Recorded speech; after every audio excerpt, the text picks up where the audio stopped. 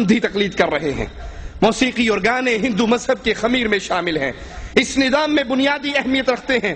ہندو مذہب کے پنڈتوں پروہتوں نے پوجا کرنے والوں میں سوز و گداز پیدا کرنے کے لیے ہمیشہ اس کا سہارا لیا ہے۔ دور رسالت، دور صحابہ، تابعین کا دور، یہ گانا، راگ اور موسیقی کو غیر اسلامی سمجھتا تھا، یہ غیر اسلامی عمل تھا۔ دور صحابہ کے اندر، تابعین کے اندر، رسول کریم صلی اللہ علیہ وسلم کے دور میں، اسی لیے اللہ کے نبی صلی اللہ علیہ وسلم نے جب ایک بانسری کی آواز سنی اور ایک روایت میں ڈھول کی آواز سنی تو اپنے کانوں میں انگلی دے لی۔ عبداللہ ابن عمر نے یہ سنا تو انہوں نے بھی اپنے کانوں میں انگلی دی اور کہا میں نے رسول اللہ صلی اللہ علیہ وسلم کو ایسے ہی کرتے دیکھا۔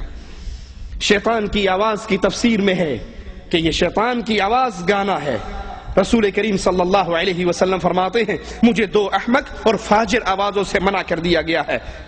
پہلی آواز مزامیر کی، آلات موسیقی کی آواز سے مجھے منع کیا گیا، اور منہ پیٹنے، گریبان پھاڑنے، جہلیت کی صدا لگانے کی آواز سے منع کیا۔ بحقی میں ہے رسول کریم صلی اللہ علیہ وسلم نے فرمایا دو آوازیں دنیا اور آخرت میں ملعون آوازیں ہیں، پہلی آواز مزمار کی آواز، آلات موسیقی کی آواز، اور دوسری مصیبت کے وقت چیخنے اور چلانے کی آواز۔ مسند احمد میں ہے اللہ کے نبی صلی اللہ علیہ وسلم فرماتے ہیں اللہ نے مجھے سارے عالم کے لیے رحمت بنا کر بھیجا اور مجھے حکم فرمایا کہ مزامیر، آلات موسیقی کو میں آگ لگا دوں۔ صحیح بخاری میں ہے رسول کریم صلی اللہ علیہ وسلم نے فرمایا میری امت میں سے بعض لوگ شراب پئیں گے، اس کا نام کچھ اور رکھ دیں گے، ان کے سروں پہ باجے بجائے جائیں گے اور گانا گالیاں والی گانے گائیں گی، اللہ تعالیٰ ان کو زمین میں دھسا دے گا۔ وہ پرانی بات ہوئی قوالی گایا کرتے تھے، آج باقاعدہ فلم میں کام کرنے والی بدکار عورتیں لال شہباز قلندر کی قوالیاں گاتی ہیں، نصرت فتح علی خان کی قوالیوں کو لڑکیوں نے گانا شروع، ان کی سیڑھیاں دھڑا دھڑ بک رہی ہیں۔ یہی اللہ کے نبی صلی اللہ علیہ وسلم نے فرمایا تھا ان کے سروں پر باجے بجیں گے، گانے گانے والی گانے گائیں گی، ان کا انجام کیا ہوگا؟ اللہ ان کو زمین میں دھسا دے گا یا ان کو بندر اور سور بنا دے گا۔ قوالی میں ساز، گانے اور باجے کے بارے میں شرعی دلائل آپ نے سن لیے، مگر ماجرا ابتدا میں کیا تھا؟ قوالی کے ذریعے، خوش الحانی کے ذریعے اسلام کی دعوت کو لوگوں کے سامنے پیش کرنے کے لیے یہ راستہ کھلا تھا۔ تو اس کی حرمت اس لیے کہ اس میں گانا، ساز، ڈھول، یہ ساری چیزیں داخل ہو گئی۔ اگر یہ معاملہ یہیں تک رک جاتا تو شاید معاملہ چھوٹا رہتا۔ اب اس قوالی کے ذریعے اگلا قدم کیا ہوا؟ ساز، گانے، باجے تو ایک چھوٹی سی بات رہ گئی، اب اس قوالی کے ذریعے باقاعدہ کفر کی دعوت دی جاتی ہے، اسلام کی بنیادوں کو گرایا جاتا ہے، اللہ کی صفات چھین کر مردوں میں بانٹا جاتی ہے۔ آئیے قوال کی قوالی ہم آپ کو سناتے ہیں۔ وہ کہتا ہے پھر قم باذنی کا پھر ماحول بنا سکتے ہو، میری بگڑی کو بنانے میں قباحت کیا ہے؟ آئینہ خانے میں تبدیلی بھی لا سکتے ہیں، قم باذنی کا پھر ماحول بنا سکتے ہیں، میری بگڑی کو بنانے میں قباحت کیا ہے؟ آپ اگر چاہے تو مردوں کو جلا سکتے ہیں، پیروں کے پیر ہیں۔ پیر جیلانی، عبد القادر، آپ قم باذنی مردے سے کہتے تھے قم باذنی، میرے حکم سے زندہ ہو جا، لا حول ولا قوت الا باللہ۔ عیسیٰ علیہ السلام کو اللہ نے معجزہ دیا تھا اور وہ کیا کہا کرتے تھے؟ قم باذن اللہ، اللہ کے حکم سے کھڑا ہو۔ وہ کہتے ہیں یہ تو عیسیٰ کا معجزہ تھا نا، ہمارے پیر صاحب تو بہت تکڑے ہیں، ان سے بھی۔ قم باذنی کا پھر ماحول بنا سکتے ہو، میری بگڑی کو بنانے میں قباحت کیا ہے؟ آپ تو چاہیں مردوں کو جلا سکتے ہیں، مردوں کو چاہیں زندہ کر دیں، قم باذنی کہیں اور قبر سے سارے مردے کھڑے ہو جائیں۔ پیروں کے پیر ہیں، روشن ضمیر ہیں، بغداد والے حضرت سب کے دستگیر ہیں۔ اگر قوالی میں معاملہ گانے، ساز، باجوں کا رہتا، ڈھول کا رہتا تو ایک چھوٹا ماجرا تھا، اب تو یہ قوالی۔ مجھے یاد ہے ایک دفعہ پاکستان میں سفر کر رہا تو اس نے گانے لگائے ہوئے، تو میں نے کہا بھائی اللہ سے ڈرو، یہ گانے حرام ہے، بند کر دیجیے۔ تو اس نے میرے کو دیکھا، اچھا مولوی صاحب، اس نے فوراً گانے بند کر کے نصرت فتح علی خان کی قوالی لگا دی۔ میں نے کہا بھائی بات سنو، دوبارہ گانے لگا دو، اس قوالی کو بند کر کے دوبارہ گانے لگا دو۔ مولوی صاحب آپ کہہ رہے ہو گانے لگا دو؟ میں نے کہا ہاں، وہ جو گانے تھے نا وہ گناہ تھا، اب جو تم نے لگایا ہے یہ کفر اور شرک ہے، اس کو سننے سے انسان کا ایمان برباد ہو جائے گا اگر وہ راضی ہو جائے اور اگر اس پہ خاموش رہے اور اس کے خلاف اس کے دل میں نفرت نہ آئے۔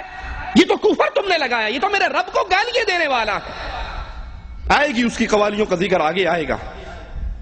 تو اس قوالی کو دین کے نام پہ پیش کیا جاتا ہے جس میں اللہ کی توحید پہ وار ہوتے ہیں اور اللہ کی صفات کو پیروں فقیروں میں بانٹا جاتا ہے۔ پیروں کے پیر ہیں، روشن ضمیر ہیں، بغداد والے حضرت سب کے دستگیر ہیں، یہ سب کی مشکل کشائی کرنے والے ہیں۔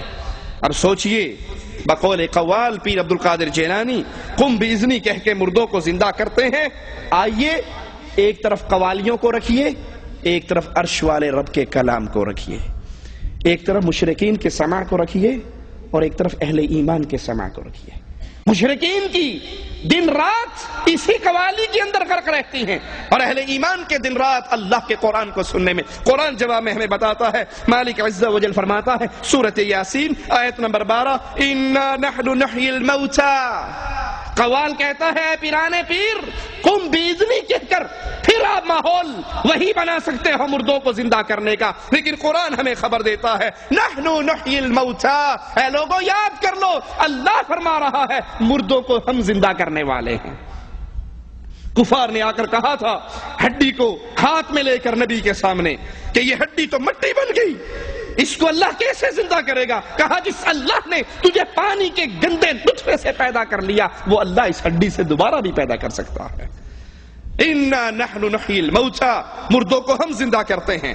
اور دوسرے مقام پہ غور کیجئے، قالوا یا ویلنا من بعثنا من مرقدنا، وہ کہیں گے کس نے ہمیں ہماری قبروں سے اٹھا دیا؟ هذا ما وعد الرحمن، یہ اللہ کا وہ وعدہ تھا جو آج پورا ہو گیا۔ لیکن یہاں مردوں کو زندہ کرنے کی ساری اختیار اور کنٹرول ان پیروں اور فقیروں میں دے کر کہا جا رہا ہے کہ یہ مردوں کو زندہ کر لیتے ہیں، اور قرآن ہمیں اس کے انکار میں بتا رہا ہے کہ نہیں، مردوں کو زندہ کرنے والا اللہ ہے۔ ایک اور مقام پہ غور کیجئے، کیف تکفرون باللہ وکنتم امواتا، اے اللہ کے ساتھ کفر کرنے والوں، اے یہ مالک کی صفات اپنے مردوں پیروں میں بانٹنے والوں، قرآن کی آیت پہ کاش تم نے غور کیا ہوتا، کیف تکفرون باللہ، تم کیسے اللہ کے ساتھ کفر کرتے ہو، وکنتم امواتا، تم مردہ تھے، فاحیاکم، اللہ نے تمہیں زندگی دی، ثم یمیتکم، پھر اللہ تمہیں موت دے گا، ثم یحییکم، پھر اللہ تمہیں زندہ کرے گا۔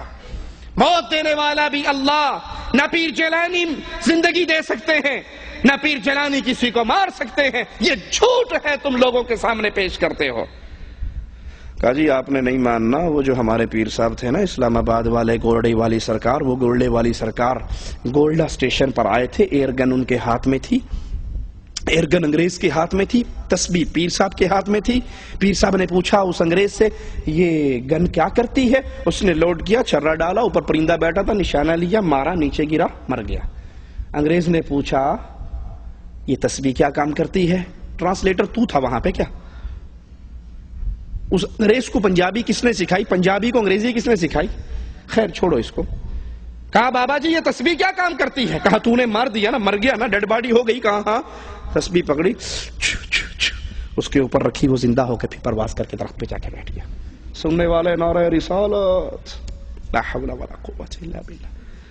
اور مالک خبر دے رہا ہے ثم یمیتکم ثم یحییکم، اللہ تمہیں موت دے گا پھر اللہ تمہیں زندہ کرے گا۔ نہ پیر گولڑا زندہ کر سکتا ہے، نہ ڈولے شاہ زندہ کر سکتا ہے، نہ بغداد والا کر سکتا ہے، نہ اجمیر والا، نہ لاہور والا، نہ ملتان والا، کوئی زندہ نہیں کر سکتے۔ یہ خود مرے ہیں، اموات غیر احیاء وما یشعرون ایان یبعثون، یہ تو خود مردہ ہے، ڈیڈ باڈی ہے، ان کو اپنے